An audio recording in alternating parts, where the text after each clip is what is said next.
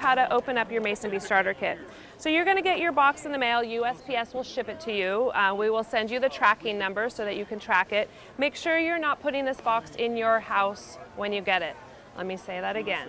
Don't put this big box in your house when you get it. There are live bees in there that are going to feel those temperatures of 55 degrees in your home, and you don't want them emerging in your box. So as soon as you get your box, I want you to take it outside. I want you to open it up.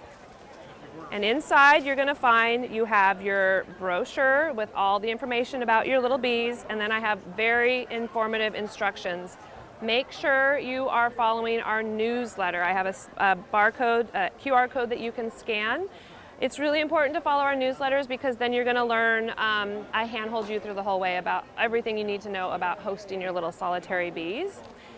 You'll have a return label on the inside of your box. Make sure you keep this. You're keeping the box, you're keeping everything, because this return label you're going to use to send back your nesting blocks back in September.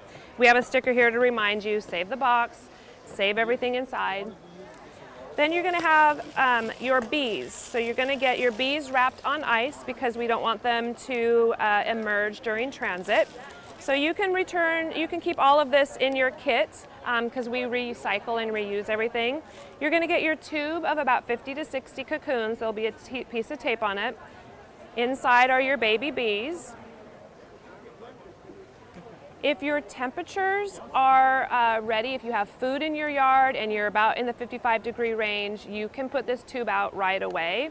If you have frozen weather, keep this tube in your refrigerator until you have 55-degree daytime temps. It's okay if the temperatures dip below that, but you need those daytime temps of 55 degrees. If you are ready and you have the food this summer, or the spring blooms, you have south-facing morning sun, I'll show you how to hang up your bee house. It's really easy to hang up your mason bee house. I'm going to show you how to do that. You're going to come over here and you're going to want to put it on a flat surface, not a tree. And you're going to just very simply use the little thing in the back, nail it to a flat surface, hang it up, and then you're done. You place your white tube on top, and that's all there is to it. Make sure it's in a sunny spot in your yard. Show you how to make a mud hole for your mason bees. As many of you know, mason bees use the mud that they find in your soil or your earth to lay their babies. They will crawl into each hole and they'll cap it with mud at the end, and then they'll lay a baby in a pollen loaf, and then mud, baby, pollen loaf. They'll layer that in around 5 to 7 times in each hole. So it's really important that you have a mud or clay-like source for them in your yard or your garden. So today I just wanted to show you how to do this. It's kind of dusty and the kids love to do it, so definitely get your kids involved. Our son's job was to stir the mud in the garden with a stick, with a watering can. That was his job. So you can get kids involved all sorts of different ways with your mason bees. But down here I've already dug a hole. It needs to be anywhere from 30 to 50 feet from your mason bee house. And then all you do is you take your clay bag, and you open it up and you sprinkle it around the hole like this.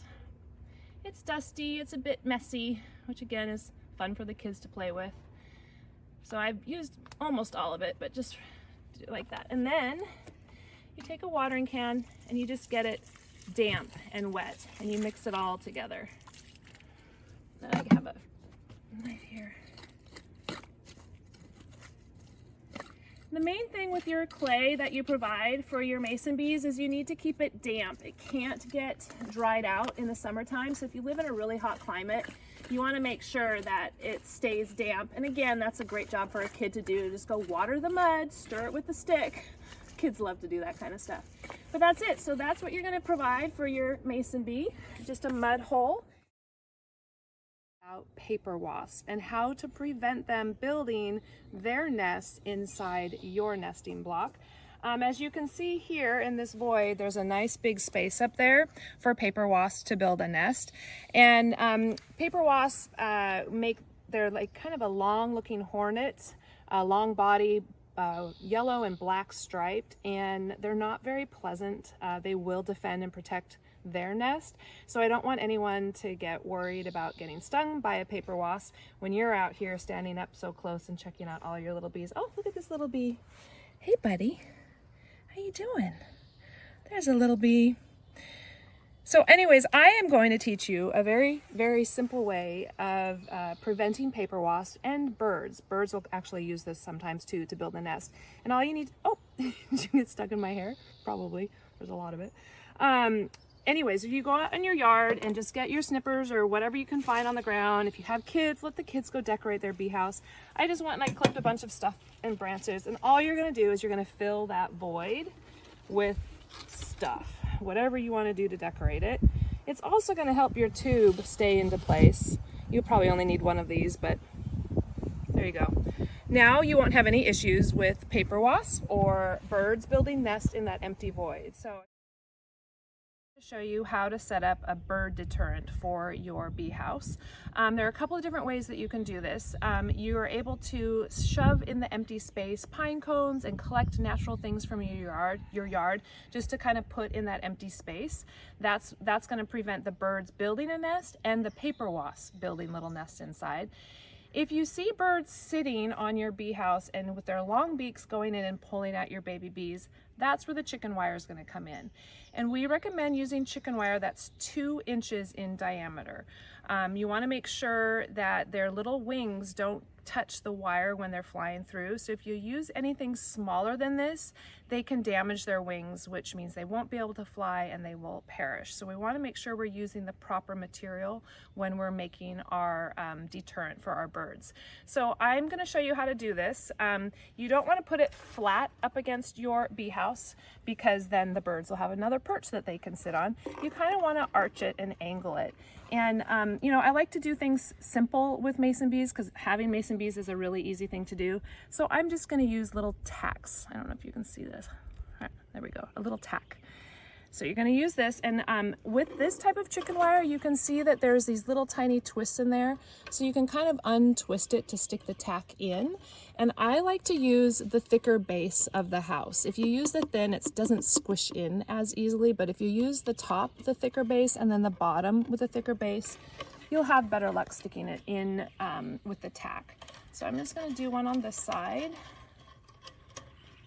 and just push it in. And then where's my other tack? I'll come over on this side. So you see how it's a bit of an arch. And then I'll put one on this side right here. I don't want to knock over my bee house. So there you go. That's how you set up the chicken wire. Now you can cut the excess off the bottom. You can arch it a little bit more. But I like using tacks because it's easy to do and install. You can also use nails if you like to as well. But this is how we set up our chicken wire to deter birds on your bee house. Please follow our newsletter on our website to learn all sorts of tips and tricks on raising solitary bees. Visit our Facebook page, and our YouTube channel has tons of videos that we're constantly putting up there. So happy pollinating. Thank you. Bye.